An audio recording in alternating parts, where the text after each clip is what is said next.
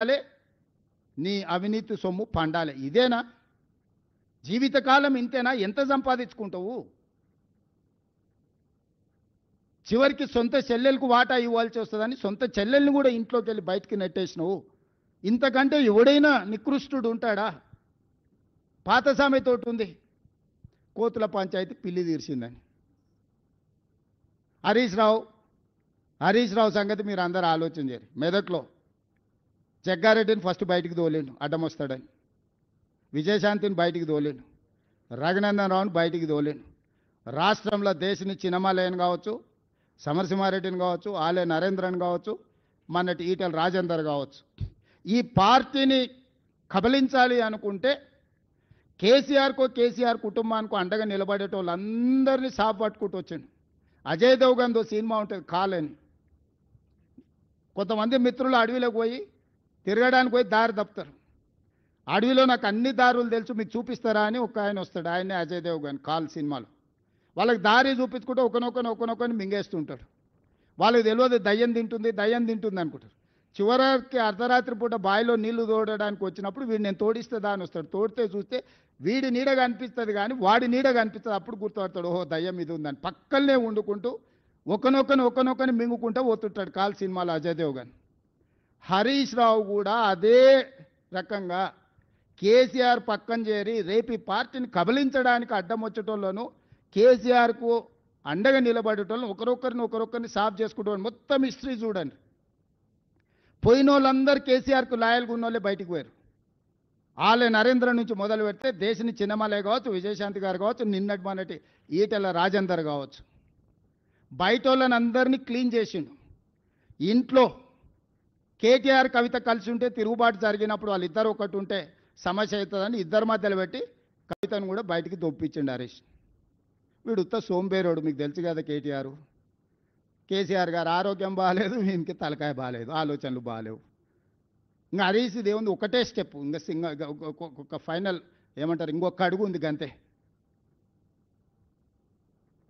వెనకటికి కోతుల పంచాయతీ పిల్లి తీర్చింది అన్నట్టు ఈ రెండు కోతులు కొట్లాడుకుంటే ఆశ పంపకాల మొత్తం రొట్టె అటు కొంచెం ఇటు కొంచెం మొత్తం తినడానికి హరీష్ మొత్తం సిద్ధం చేసుకొని పెట్టుకున్నాడు. వీళ్ళ తెలంగాణ రాష్ట్రాన్ని కాపాడేది, వీళ్ళ తెలంగాణ రాష్ట్రానికి ప్రతినిధులు, వీళ్ళ ఈ నగరానికి భద్రత కల్పించేది, వీళ్ళ ఈ నగరాన్ని అభివృద్ధి చేసేది, వీళ్ళ సమన్వయము, ఈ బ్యాడ్ బ్రదర్స్ సమన్వయము మెట్రో ఆపడానికి, మూసీ ఆపడానికి, రీజనల్ రింగ్ రోడ్ ఆపడానికి, రేడియల్ రోడ్స్ ఆపడానికి, ఫ్యూచర్ సిటీని ఆపడానికి, వరంగల్ ఎయిర్పోర్టును ఆపడానికి, ఆదిలాబాద్ ఎయిర్పోర్టును ఆపడానికి, వీటిని ఆపించడానికి బ్యాడ్ బ్రదర్స్ కోఆర్డినేషన్ ఏంది? అభివృద్ధి చేయడానికి సహకరించండి. ఈరోజు ప్రభుత్వం వచ్చింది, ప్రజలు ఎన్నుకున్న ప్రభుత్వం ఇది. మేమేం మీ ఆస్తి అడగడం లేదు కదా. ఈ కక్ష ఏంది? అందుకే విజ్ఞత కలిగిన జూబ్లీహిల్స్ నియోజకవర్గ ఓటర్లను నేను విజ్ఞప్తి చేస్తున్నా, మీ సమస్యల్ని నగర అభివృద్ధిని చేసే బాధ్యత నాది. 10 సంవత్సరాలు అండగా నిలబడండి. 10 సంవత్సరాలు 1994 నుంచి 2004 వరకు చంద్రబాబు నాయుడు గారికి తెలుగుదేశంకి అండగా నిలబడ్డారు. మనం కళ్ళతోనే అభివృద్ధి చూసినాం. 2004 నుంచి 2014 వరకు కాంగ్రెస్ పార్టీకి రాజశేఖర రెడ్డి గారికి అండగా నిలబడ్డారు, అభివృద్ధిని చూసినాం. 2014 నుంచి 2024 వరకు మోడీ కేసీఆర్కి అండగా నిలబడ్డారు, విధ్వంసాన్ని చూసినాం. ఈ 2024 నుంచి 2034 వరకు 10 సంవత్సరాలు జంట నగరాల ప్రజలు మాకు అండగా నిలబడండి, అభివృద్ధి చేసి చూపిస్తాము, మెట్రో పూర్తి చేస్తాం, మూసీ నది ప్రక్షాళన చేస్తాము, హైదరాబాద్కు గోదావరి జలాలను ఇంకా అదనంగా తీసుకొస్తాం, ఫ్యూచర్ సిటీని నిర్మిస్తాం, రేడియల్ రోడ్డును నిర్మిస్తాము, రీజనల్ రింగ్ రోడ్డును నిర్మిస్తాము, మచిలీపట్నం పోర్టుకు రోడ్లు వేస్తాము, శ్రీశైలానికి ఎలివేటర్ కారిడార్తో పాటు గ్రీన్ఫీల్డ్ హైవేస్ నిర్మిస్తాము, ప్రపంచంలోనే అత్యధికంగా గ్లోబల్ కేపబిలిటీ సెంటర్స్ని ఇక్కడికి తీసుకొచ్చి పెడతాము, డేటా సెంటర్స్ని ఇక్కడికి తీసుకొచ్చి పెడతాము, ఫార్మాలో పెట్టుబడులు తీసుకొస్తాం, పరిశ్రమలు తీసుకొస్తాము, ఈవీ వెహికల్స్ ఆటోమొబైల్ ఇండస్ట్రీని హైదరాబాద్ నగరానికి తీసుకొస్తాము, శాంతి భద్రతలను కాపాడతాము, గంజాయి డ్రగ్స్ను తొక్కి నారదీస్తాము. ఇవాళ మనం ఎంత కష్టపడ్డా మన పిల్లలు స్కూల్కి పోయి గంజాయి చాక్లెట్లు తినే పరిస్థితి వచ్చిందంటే ఎంత ఆందోళనకరమైన పరిస్థితి ఉంది నగరంలో. చెరువులు కబ్జా పెట్టుకొని, నాలాలు కబ్జా పెట్టుకుంటే ఆ నీళ్లు మనం జీవితాంతం కష్టపడ్డ వస్తువులన్నీ కూడా నీట మునిగిపోతే ఆ దుఃఖం ఏందో చూడండి. నాలాలు చెరువులు కబ్జాలు పెట్టుకున్న వాళ్ళు పదుల మీద ఉంటే వాళ్ళ కబ్జాల వల్ల మునిగేటోళ్ళు వేల మీద వేలాది కుటుంబాలు ఉన్నాయి. వాళ్ళకి న్యాయం చేద్దాం, నష్టపరిహారం ఇద్దాం. చెరువులు ఆక్రమించుకున్న వాళ్ళు లేకపోతే నాలాలు ఆక్రమించుకున్న వాళ్ళు పేదోళ్ళు ఉంటే, బలిసినోడు ఉంటే పగులుతుంది, పేదోడు ఉంటే ఆదుకుందాం. రాండి, ఒక ప్రణాళికబద్ధంగా అసెంబ్లీలో చర్చ పెడదాం. ఒక ప్రత్యేకమైన చర్చ తీసుకుందాం. హైడ్రా మీద, ఈగల్ ఫోర్స్ మీద, రెండింటిని ఎప్పుడు చెప్తే అప్పుడు పెడతా సెషన్స్. నిర్దిష్టమైన చర్చ చేద్దాం. మీరు మొత్తం చెప్పండి, మేము చేస్తున్న తప్పులేమనుంటే తీసుకురండి, సరిదిద్దుకుందాం, సవరించుకుందాం. మేము చేస్తున్న మంచి పనులు మొత్తం వివరాలు తీసుకొస్తా. అంతర్జాతీయ స్థాయికి రోజు విస్తరించాలి, పోటీ పడాలి అని అంటే అభివృద్ధికి సహకరించాలి. ఇప్పటి వరకు కౌన్సిలరు, కార్పొరేటర్లు, ఎమ్మెల్యేలు, ఎమ్మెల్సీలు, ఎంపీలు, రాష్ట్రం, కేంద్రం బీజేపీ బీఆర్ఎస్కే ఇచ్చారు. ఈ ఒక్కసారి మాకు అవకాశం ఇవ్వండి. నవీన్ యాదవ్ యువకుడు, ఆ పిల్లగాడు అక్కడనే పుట్టిండు, అక్కడనే పెరిగిండు. ఆ పిల్లగాడిని రౌడీ రౌడీ అని మాట్లాడుతారు. ఎవడా దీపావళి పండుగ రోజు గంజాయి కొట్టేటోడు రౌడీ అవుతాడా? గల్లీల పేదోళ్ళకి అండగా నిలబట్టోడు రౌడీ అవుతాడా? 10 ఏళ్ళ సినిమా హీరోల గెస్ట్ హౌస్లలో నువ్వు ఎట్లా గడిపినావో లోకానికి అంతే తెలుసు. ఎప్పుడైనా సినిమా కార్మికుల గురించి ఏ రోజు అని పిలిచి మాట్లాడినవా?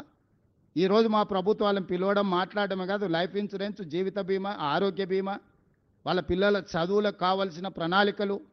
రేపు సినిమా టికెట్ల ధరలు పెంచితే 20% వాళ్లకు వెల్ఫేర్ బోర్డుకి ఇస్తేనే సినిమా టికెట్ల ధరలు పెంచుతానని నేను మాట ఇచ్చిన. ఈరోజు చిత్రపురి కానీ, ఫిలిం నగర్ కానీ మేము కట్టినాయి కాదా, మేము ఇచ్చినాయి కాదా? ఈరోజు సినిమా ఇండస్ట్రీ 1964లో నంది అవార్డులు మేము మొదలుపెట్టినాం, కళాకారులను ప్రోత్సహించాలి. 10 ఏళ్ళు నువ్వు బంధు పెడితే మళ్ళీ గద్దరన్న పేరు మీద అవార్డ్స్ ఇచ్చింది మేము కాదా? ఈరోజు నంది అవార్డ్స్ నుంచి ఆస్కార్ అవార్డు వరకు తెలుగు ఫిల్మ్ ఇండస్ట్రీ విస్తరించిందంటే దానికి కాంగ్రెస్ కారణం కాదా? ఫిల్మ్ ఇండస్ట్రీ కోసం ఏదైనా కేసీఆర్, కేటీఆర్, బీజేపీ చేసింది ఒక్కటి ఉందా చెప్పండి? ఫిలిం నగర్ నుంచి, ఫిలిం నగర్ క్లబ్ నుంచి మొదలు పెడితే చిత్రపురి కాలనీ వరకు మేమే కదా చేసింది. కార్మికులను ఆదుకున్నది మేమే కదా. రేపటి వాళ్ళ భవిష్యత్తు ప్రణాళికలు. ఇప్పుడు బాలీవుడ్ వస్తుంది, రేపు హాలీవుడ్ను కూడా ఇక్కడ షూటింగ్లకు తెచ్చే బాధ్యత మేము తీసుకుంటాం. సినిమా పరిశ్రమను వాళ్ళని నక్కున పెట్టి చూసుకుంటాము. వాళ్ళ మంచి కోసమే కదా. నిఖత్ జరీన్, సిరాజ్కు డిఎస్పీ ఉద్యోగాలు ఎందుకు ఇస్తున్నాం? క్రీడల్ని ప్రోత్సహించడానికి కదా. మొహమ్మద్ అజారుద్దీన్ ఈరోజు మంత్రిని చేస్తే కూడా మీకు కడుపుమంట. మా మంత్రివర్గంలో మా నాయకుడు ప్రజల కోసం ప్రాతినిధ్యం ఇస్తే మీకెందుకు దుఃఖము? నాకు అసలు అర్థమే కాలే. అసలు ఏంది వీళ్ళ ఆలోచన? భావదారిద్ర్యం ఏంది? దరిద్రపు కొట్టు ఆలోచనలు ఏంది? దుఃఖమేంది వీళ్ళది? మీ సమస్యలు కూడా పెండింగ్ ఉంటే నేను వచ్చినాకనే పరిష్కరించిన. మీకు నష్టం కోర్టు తీర్పు వల్ల జరిగింది. కానీ మీకు రాజశేఖర రెడ్డి గారు ఇచ్చిపోయిన ఇండ్ల పట్టాలు 10 ఏళ్ళు ఇవ్వకుండా పక్కన పెడితే నేనే కదా మీకు అందరికీ, మీ అందరితో భోజనం చేసి మీ అందరినీ మంచి చేయాలని ఒక అడుగు ముందుకు వేసినాం కదా. రేపు భవిష్యత్తులో కూడా మీకోసం ఏదైనా మంచి చేయాలని, ఎట్లా దాని నుంచి బయటపడాలని చూస్తున్నాం కదా. మీ మంచి కోసం కూడా ఆలోచన చేస్తలేమా? పెద్దలు శ్రీనివాసరెడ్డి గారిని మీ తరఫున పెట్టలేదా? ఎవరిని వదిలేసినా మీరు చెప్పండి. విద్యార్థులను వదిలేసినామా? నిరుద్యోగ యువకులను వదిలేసినామా? రైతులను వదిలేసినామా? మహిళలను వదిలేసినామా? పాత్రికేయ మిత్రులను వదిలేసినామా? రాష్ట్ర ప్రజలను వదిలేసినామా?